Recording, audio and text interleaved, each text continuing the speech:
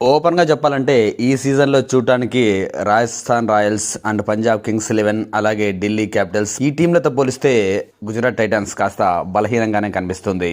కానీ ఆర్చర్ మాత్రం అద్భుతంగా ఆడింది. ఏ టీం అయినా బాగా ఆడితేనే ప్లే ఆఫ్కు రాగలదు, ఫైనల్ చేరగలదు.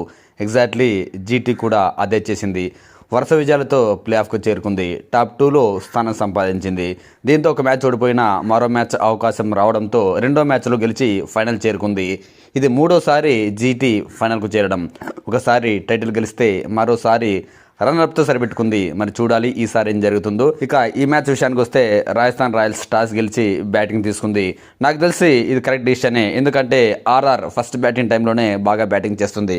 సెకండ్ బ్యాటింగ్ చేస్తున్న సమయంలో కాస్త ప్రెజర్కు ఫీల్ అయ్యి ఒక్కోసారి తక్కువ టార్గెట్ని కూడా చేయలేని పరిస్థితులు కూడా ఈ సీజన్లో ఉన్నాయి. సో వాళ్ళ నిర్ణయం కరెక్టే. స్కోర్ కూడా మంచిగానే చేసింది. కానీ దురదృష్టవశాత్తు వాళ్ళ మ్యాచ్ గెలవలేకపోయారు. ఇక ఫస్ట్ బ్యాటింగ్ చేస్తున్న సమయంలో యశస్వి జైస్వాల్ తొందరగానే అవుట్ అయ్యాడు. భారీ షాట్కు ట్రై చేసి అవుట్ అయ్యాడు. అయినప్పటికీ జడేజా అండ్ వైభవ్ సూర్యవంశీ భారీ పార్ట్నర్షిప్తో మళ్ళీ మ్యాచ్ను ఆర్ఆర్ వైపు మళ్లించారు. వీళ్ళిద్దరు కూడా చెల్లరే గారు క్రీజ్లో ఉన్నంతసేపు ఫస్ట్ ఓవర్ సిరాజ్ అద్భుతంగా బౌలింగ్ వేసి కట్టడి చేయడమే కాకుండా జైస్వాల్ వికెట్ను కూడా తీశాడు. ఆ తర్వాత ఇన్ఫామ్ బ్యాట్స్మెన్ ధ్రువ్ జురల్ కూడా తొందరగానే అవుట్ అయ్యాడు. దీంతో 2 ఓవర్లకే 2 వికెట్లు కోల్పోయింది రాజస్థాన్ రాయల్స్. ఈ సమయంలో దూకుడుగా ఆడే సూర్యవంశీ ఈసారి మాత్రం చాలా జాగ్రత్తగా ఆడాడు. మంచి బంతులను రెస్పెక్ట్ చేస్తూనే కాస్త వరస్ట్ బంతులను బౌండరీకి తరలించాడు. అలాగే బ్యాటింగ్ ఆర్డర్లో ప్రమోషన్ పొందిన రవీంద్ర జడేజా కూడా మంచి బ్యాటింగ్తో ఆకట్టుకున్నాడు. వైభవ్ సూర్యవంశీ అయితే ఈ ఇన్నింగ్స్ మరో లెవెల్ అని చెప్పొచ్చు.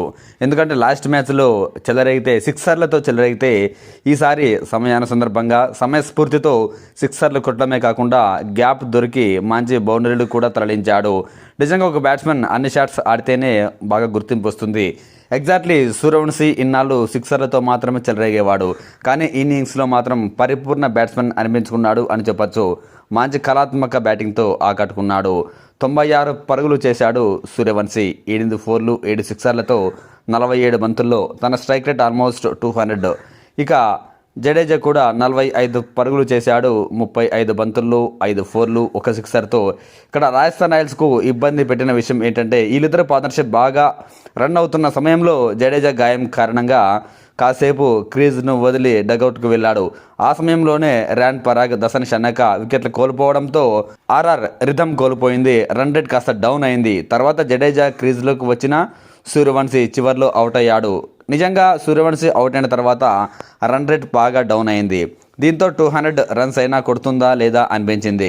కానీ డెనవర్ ఫెరీరా అద్భుతమైన ఫినిషింగ్ టచ్ ఇచ్చాడు. చివరి ఓవర్లో ఏకంగా 4 భారీ సిక్సర్లతో 28 పరుగులు చేసింది ఆర్ఆర్.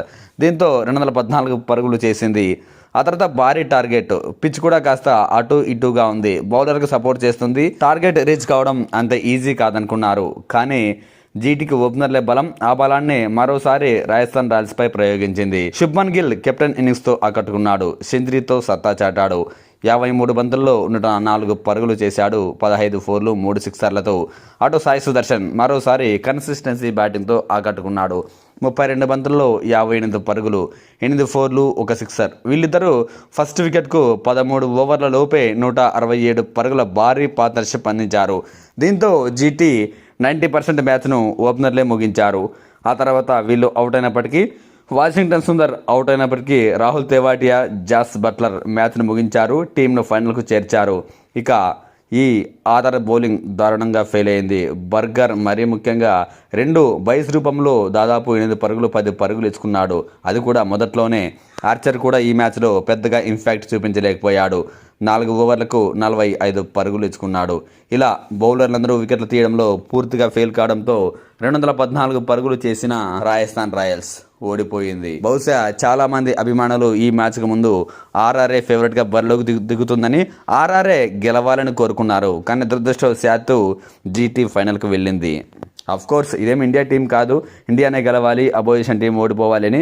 కానీ ఐపీఎల్లోనూ కొంతమందికి కొన్ని ఫేవరెట్స్ ఉంటాయి, కొంత పాజిటివ్ వైబ్ ఉంటుంది. ఎగ్జాక్ట్లీ రాజస్థాన్ రాయల్స్ విషయంలో కూడా అదే జరిగింది. బహుశా సూర్యవంశీ ఉన్నాడు అనే ఉద్దేశంతో ఏమో కానీ చాలామంది అభిమానులు ఆర్ఆర్ గెలవాలని కోరుకున్నారు. కానీ అలా జరగలేదు.